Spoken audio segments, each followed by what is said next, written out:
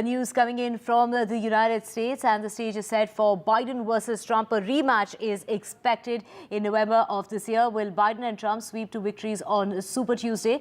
Biden projected to win 13 states so far, while Trump is projected to win 9 states so far. So Nikki Haley did not manage to stop Donald Trump from nomination, and Super Tuesday's primary polls show that Donald Trump has won primary elections in Virginia and North Carolina. As the results began to come in for 16 states in the race for the Republican presidential nomination. So a rematch is what is almost certain for November of 2024. Now, the former president is bidding for a sensational comeback, and after unseating the Democrat Joe Biden in 2020, is expected to claim a clean sweep of states.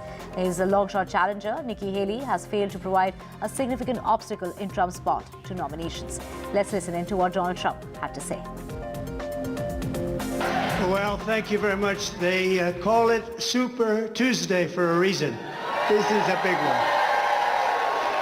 And they tell me, the pundits and otherwise, that there's never been one like this. There's never been anything so conclusive. This was an amazing night, an amazing day. It's been an incredible period of time in our country's history. It's been sad in so many ways, but I think it's going to be inspiring because we're going to do something that, frankly, nobody's been able to do for a long time.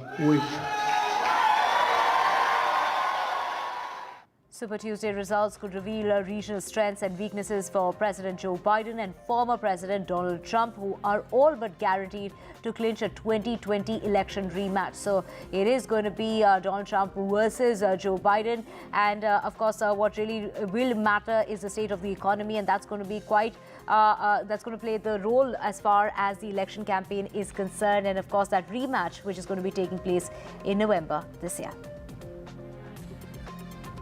So Donald Trump there, of course, coming back in action. His short challenger, former UN ambassador Nikki Haley, failed to provide a significant obstacle in Trump's path to nominations.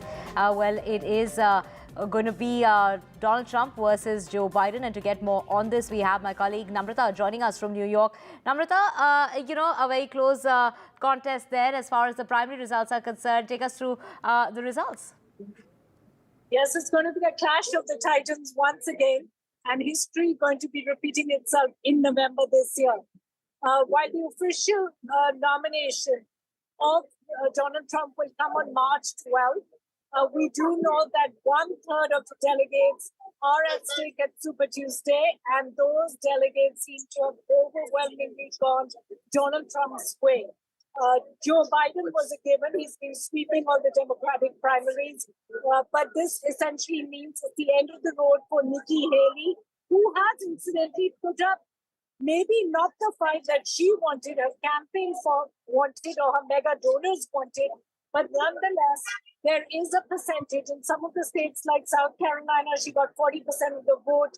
Vermont right now is close, and you can see that there is a suburban, never Trump educated voter who has given that voice as well.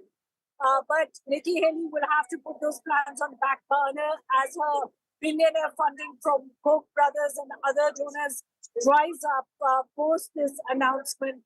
And we do know that now it'll be all eyes on the 77 and 81-year-olds going head-to-head once again. I just want to highlight 2 things with this election.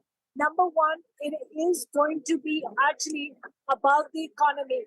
And CBS poll recently has shown that 65% of Americans actually favor Donald Trump's handling of the economy versus 38% of Democrats. And why is there such a wide, big difference? It is essentially because during Donald Trump's time, it was the last big run of the economy from 2017 to 2019. And that all changed with the COVID pandemic, with inflation hitting 40-year highs, really hurting the middle-class wallets and their jobs. And perception, as we know, is much more important than the actual deliverance of results when it comes to a combined election. Right, Namrata Barar reporting from New York. Thank you so much for getting us all those details. And it's a rematch now for Donald Trump and Joe Biden in November this year.